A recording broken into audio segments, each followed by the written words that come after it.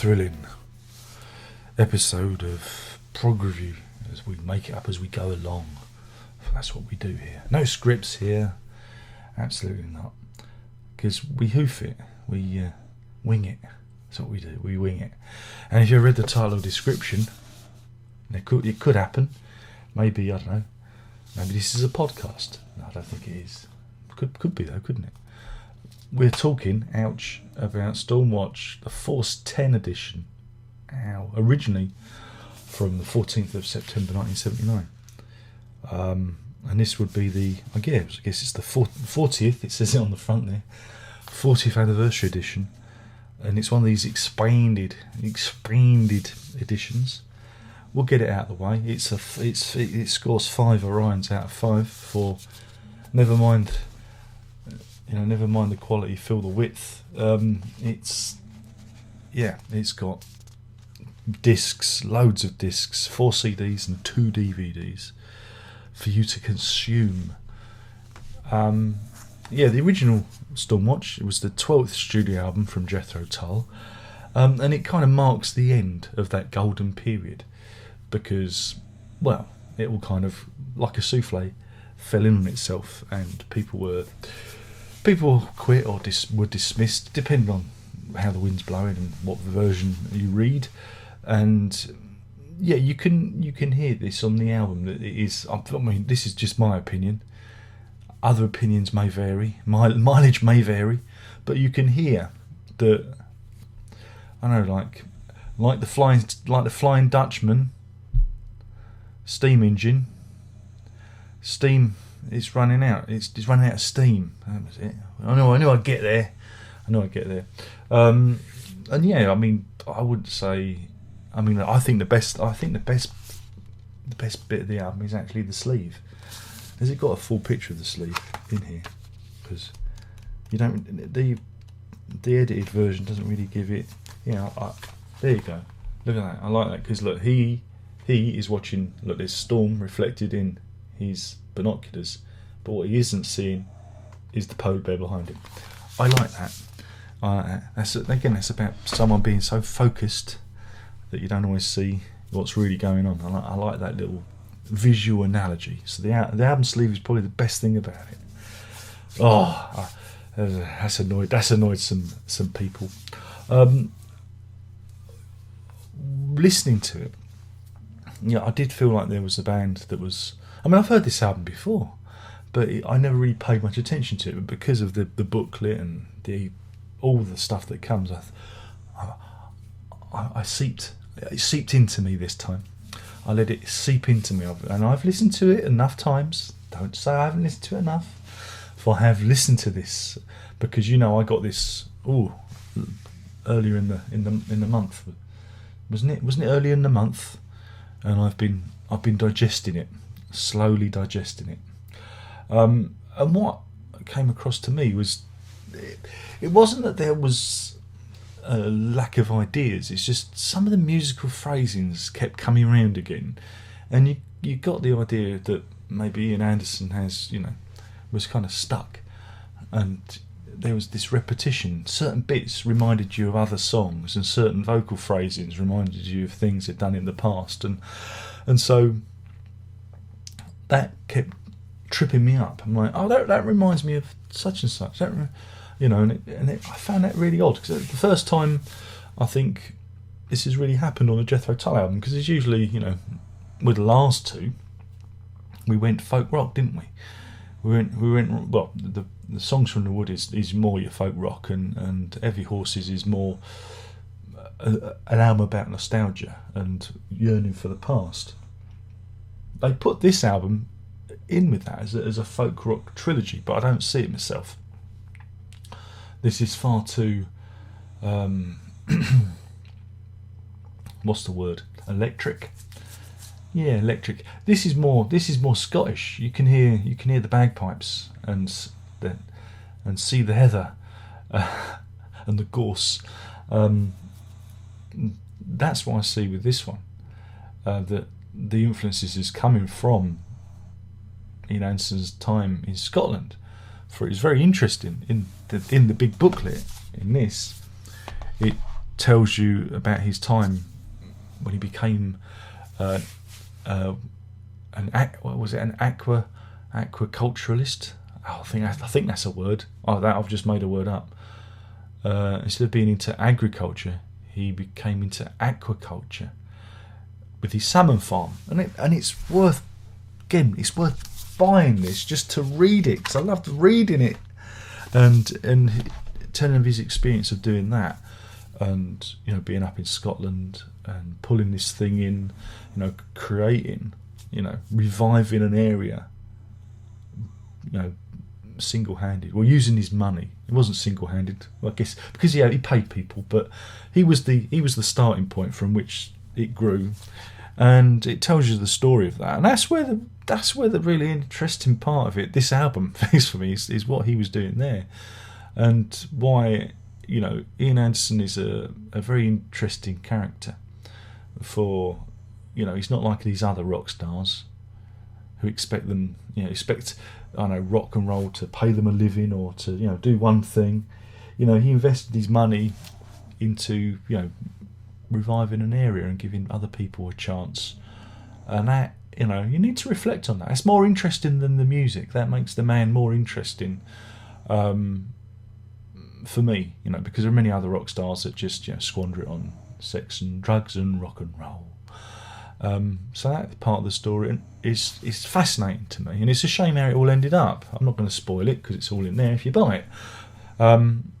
But that experience kind of seeps into this album, I believe, because there is definitely a very Scottish vibe to this. The opening track, North Sea Oil, again, it's talking about our reliance on the black stuff, and it's environmentalism is a theme of the record. I like it because there's a really good guitar lick in it that comes in, which I really like, and it romps along, and it's the single. It's the single. Don't know if it was ever a hit. Doubt it was a hit. But in it, he talks about taking on nuclear as an alternative, and this is when you've got to remember, historically, culturally, when nuclear was still being touted as a clean fuel. It is a clean fuel relatively, but it's just finding what to do with the nuclear cores when you finish with them. The half-life being so large and so dangerous. So that was interesting. Now, if he rewrote it, he would talk about solar panels and windmills, wind power, sea power, even wave power. But that was an interesting track. We have Orion, which goes on a bit, but it's frightening because there's even a longer version on the bonus disc. It's almost double the size. Home, I guess, is kind of the ballady one. Dark Ages I quite like, but again goes on a bit. It's 9 minutes long, but it kind of gets in. Again, it just kind of it's the melody kind of gets in. I wouldn't say it's necessarily a good song, but it just kind of went in. When it won't get out. Warmsborough instrumental, which it's okay, and then we flip it over. If it was an album on the old vinyl, but it isn't. It's a CD. Something on the Move. Old Ghost. Dunringill was again had a very Scottish feel to it, and I like that one. Same with bits of Flying Dutchman, and the whole album is rounded off with Elegy, which is an instrumental, it's all right. But again, the real interest here is with the bonus CD, which has the associated recordings, and you have early version of Dark Ages, early version of Dunringill, and some tracks like Crossword, Kelpie, that's a good one, Stitch in Time, Broadford Bazaar. God, look how they've printed that. It's on the polar bear's belly, and I can't. Or is it his arm? No, it's his arm. I can't read this.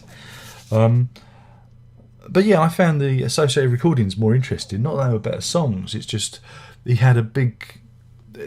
Reading how it was made, it was a surprise there was any album at all, especially with all the extra tracks that there were. He had a lot of material to pull the album together, and I wouldn't necessarily say, and this is again opinion, people will disagree, that this is strong material. Some of it's good, bits of it are good, but you get the feeling that you know, it's kind of run its course.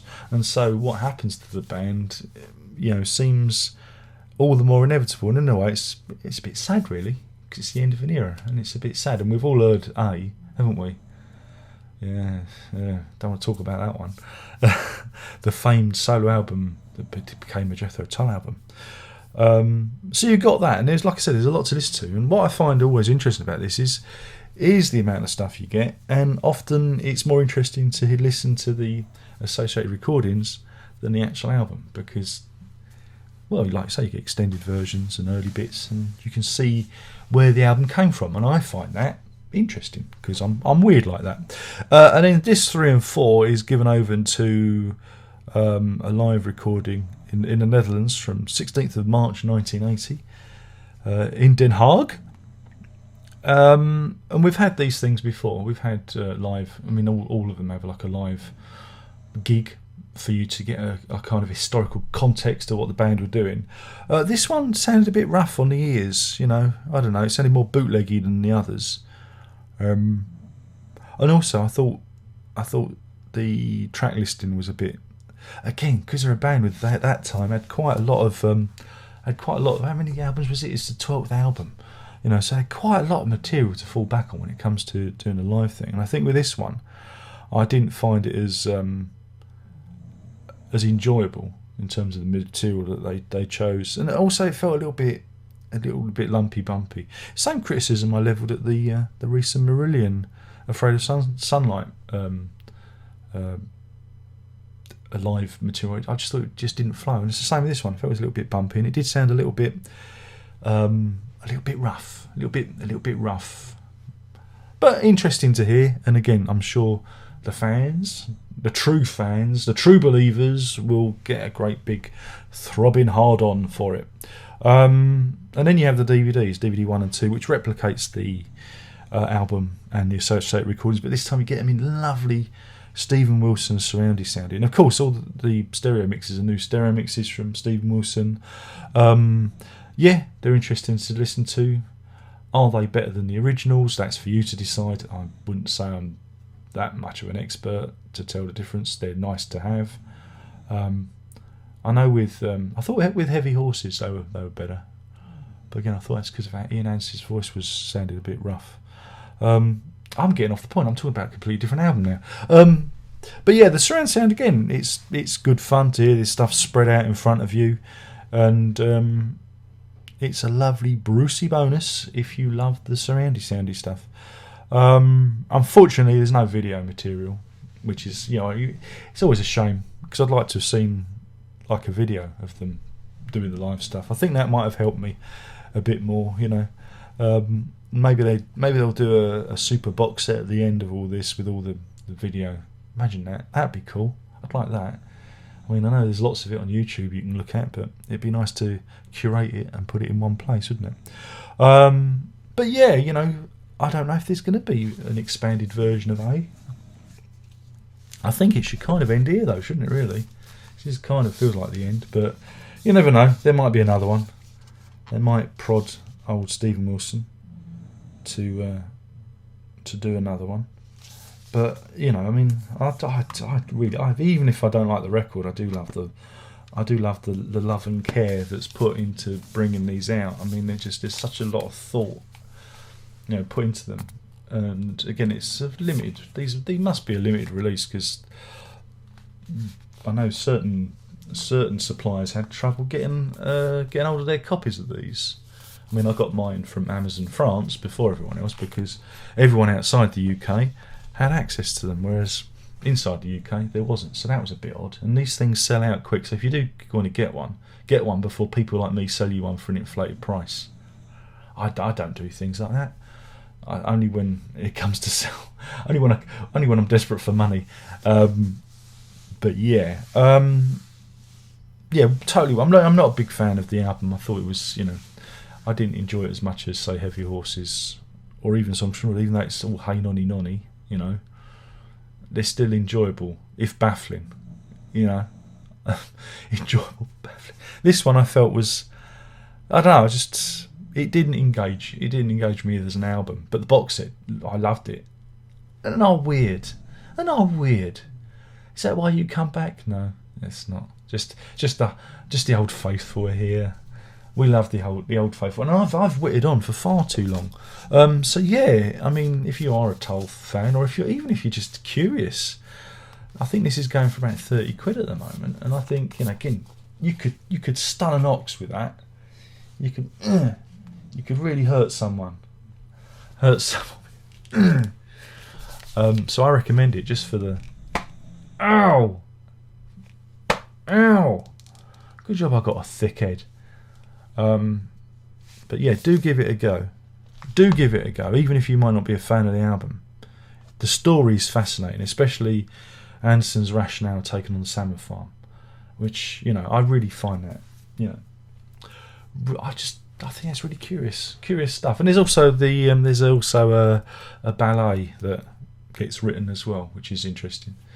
Ooh, do some ballet, taking ballet to the masses, get some culture, be a culture vulture, and that's that.